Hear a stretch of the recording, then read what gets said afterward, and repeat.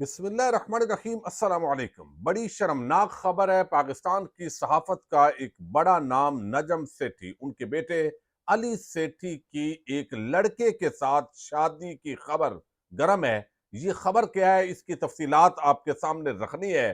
بڑے منصوبے روک کر اراکین اسمبلی کی مختلف اسکیموں پر آخری 6 ہفتوں میں کس طرح 1000 ارب روپے سے زائد خرچ کیا گیا ہے اور کس طریقے سے صدر علوی نے آج شہباز شریف کی بینڈ بجائی ہے، یہ تفصیل بھی آپ کے سامنے رکھوں گا۔ امید ہے آپ سماعت کریں گے اور اپنے قیمتی فیڈ بیک سے ضرور آگاہ کریں گے۔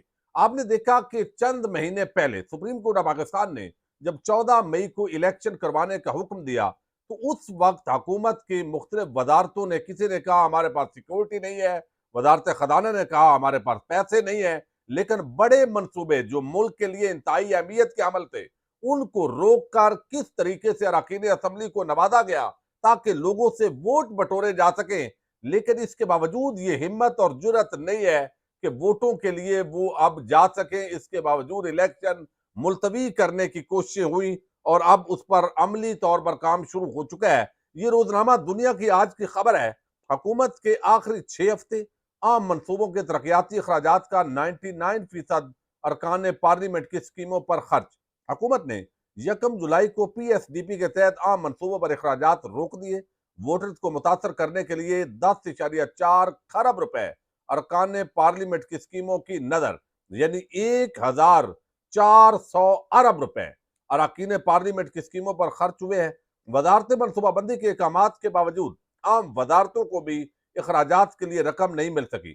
مالی سال کی پہلی سہ-ماہی میں بہت سے عام منصوبے متاثر ہوئے ہیں۔ شہباز رانا کی یہ خبر ہے، بلکہ ڈیلی ایکسپریس پر، اور انہوں نے یہ پوری جو تفصیلات ہیں، اعداد و شمار ہے، اس کے اندر بتایا گیا ہے کہ کس طریقے سے یہ اپنے ووٹ لینے کے چکر میں کہاں پر 24 ارب روپے الیکشن کے لیے چاہیے تھا اور یہ سام بن کر جیسے ان کے باپ دادا کا وہ پیسہ ہے اور وہ الیکشن پر خرچ ہو رہا ہے، وہ یہاں آپ دیکھیے۔ اور دوسری طرف 1400 ارب روپے مختلف اسکیموں کے اندر ایکسپریس کی یہ خبر ہے، یہ خرچ کیا گیا ہے۔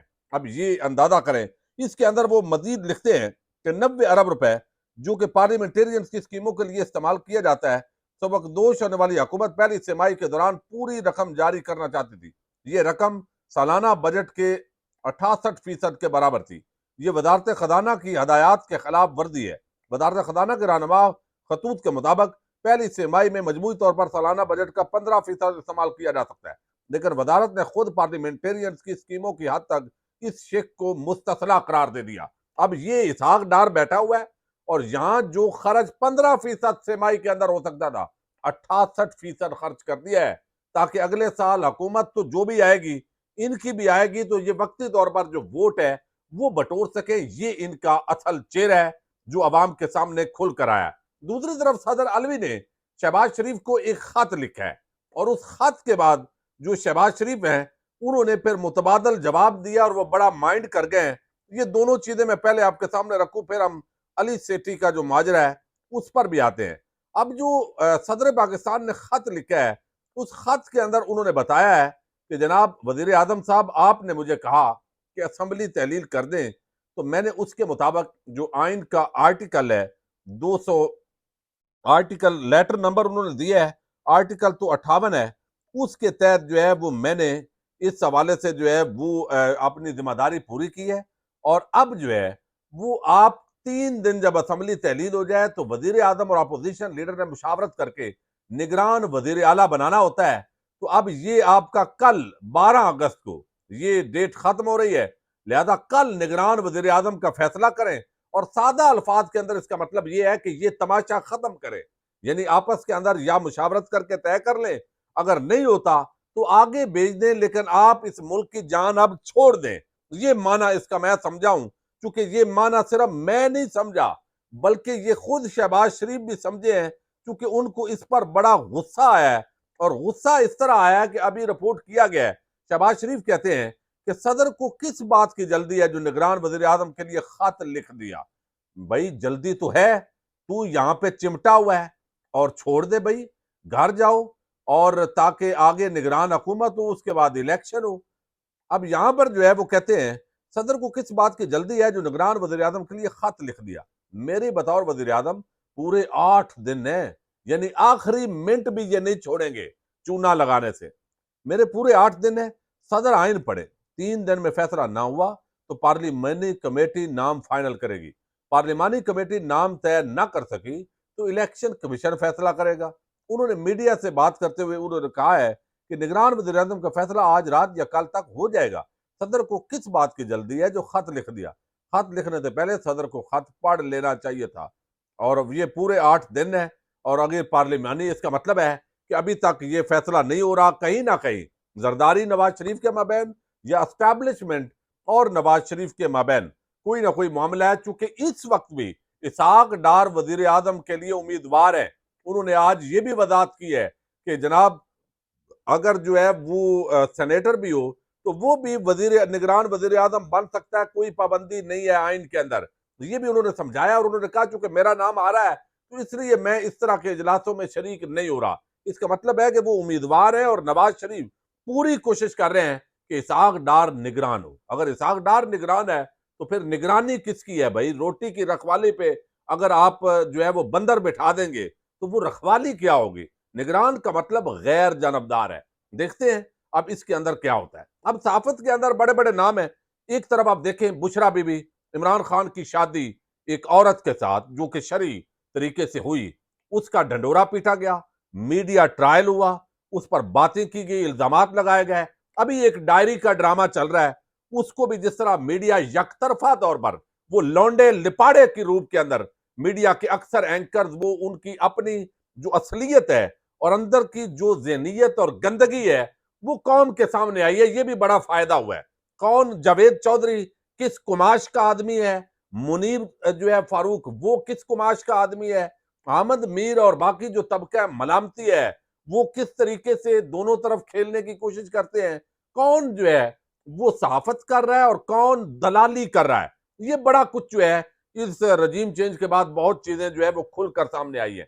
اب یہاں پر جو ہے وہ ایک خبر ہے اور یہ بڑی افسوسناک ہے۔ صبح جو ہے یہ روزنامہ جو ہے خبریں وہاں پر میں نے پڑھی، لیکن میں نے اس پر زیادہ توجہ نہیں دی، میں نے کہا شاید ویسے ہو، لیکن پھر میں نے اس کو مختلف ویب سائٹ پر دیکھا، سوشل میڈیا پر یہ بہت وائرل خبر ہے، اور خبر وائرل ہونے کے بعد جب اس کی تردید نہ آئے تو یہ اور زیادہ اس کے اندر جو ہے وہ شکوک و شبہات پیدا ہو جاتے ہیں۔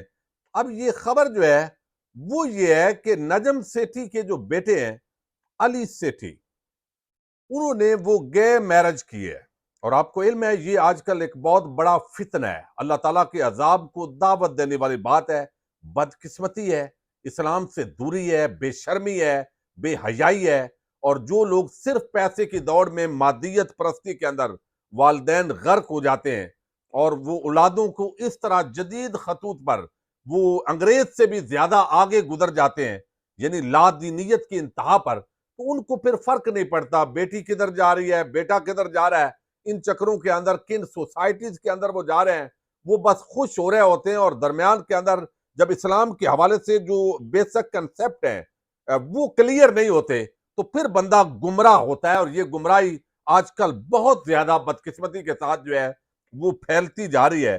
اب خبر یہ ہے کہ یہ جو نجم سیٹھی کے بیٹے ہیں انہوں نے شادی کی ہے، ایک پینٹر ہیں یعنی پینٹنگز بنانے والے ہیں، ان کے ساتھ انہوں نے جو ہے وہ شادی کی ہے، اور یہ باقاعدہ طور پر جو ہے شمع جنیجو انہوں نے اس کو کیا ہے۔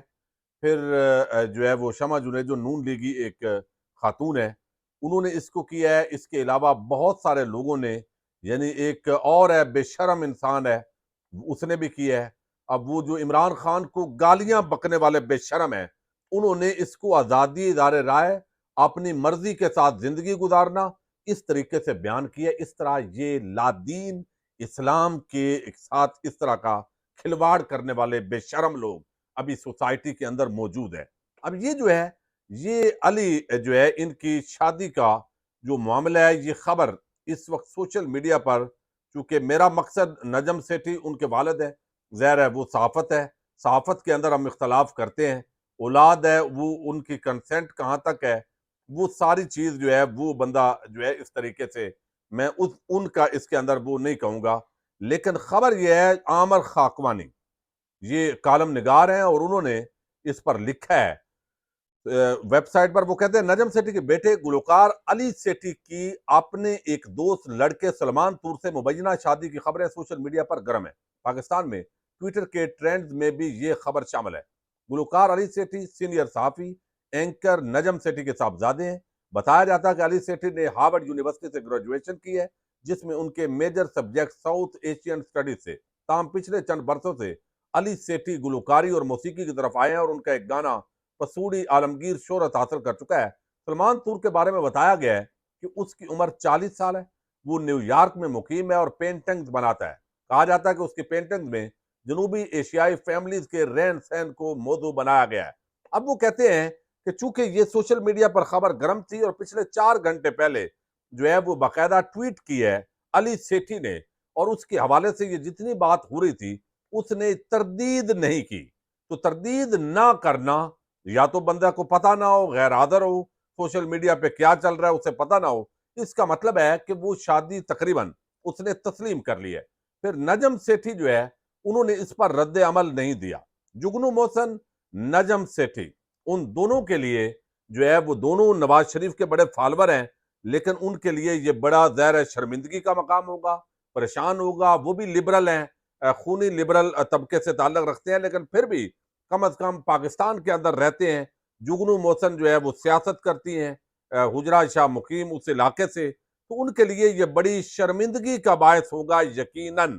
لیکن اس کا چونکہ انکار نہیں ہوا، اب سوال یہ پیدا ہوتا ہے کہ اب اس پر جو ہے وہ کسی صحافی نے کوئی خبر نہیں لگائی. بھائی سوشل میڈیا پر یہ ہٹ ہوئی ہے، کوئی ٹی وی چینل پہ نہیں چلی، کوئی اس پہ بشرا بی بی کی جو ڈائری ہے وہ تو ابھی کہاں کی ڈائری ہے اور کوئی ایسی اس کے اندر نہ بات ہے، اور یہ کنٹرول کر رہی تھی عمران خان کو اور یہ جو. لیکن یہاں پر کیوں پر جلتے ہیں؟ یہ اسی وجہ سے میں کہتا ہوں یہ صحافت نہیں، یہ دلالی ہے جو اس وقت اوورال ہو رہی ہے.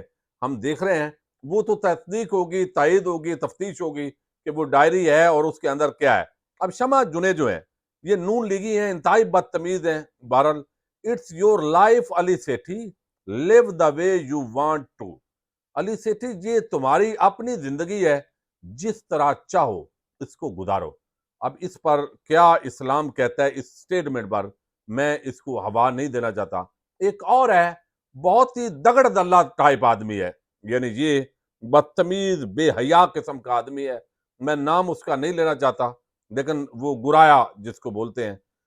وہ کہتا ہے 21ویں صدی میں پاکستان جو لا کو سمجھانا پڑتا ہے کہ دو بالغ افراد کا اپنی مرضی سے زندگی گزارنا ان کا بنیادی انسانی حق ہے. ان کا رنگ، نسل، جنس کیا ہے وہ معنی نہیں رکھتا. بالغ افراد کی ذاتی زندگی نہ کوئی اجتماعی مسئلہ ہے نہ سماجی. لڑکا لڑکی ہے، لڑکا لڑکا یا لڑکی لڑکی جو آپس کے اندر یعنی گے میرج کو یہ جائز قرار دے رہا ہے. بے شرم آدمی، بے حیا انسان، خبیث الفطرت انسان. اب میں کیا اس پر کہوں؟ یہ اسلام کے یعنی یہ بندہ کلمہ گو ہے. اب بندہ اس پہ کیا کہے؟ علماء کرام، طاہر اشرفی صاحب اس پہ ذرا آپ جو ہے وہ چونکہ حکومتی یا سرکاری مولوی ہیں، اس پر آپ کیا ان جملوں پہ کہتے ہیں؟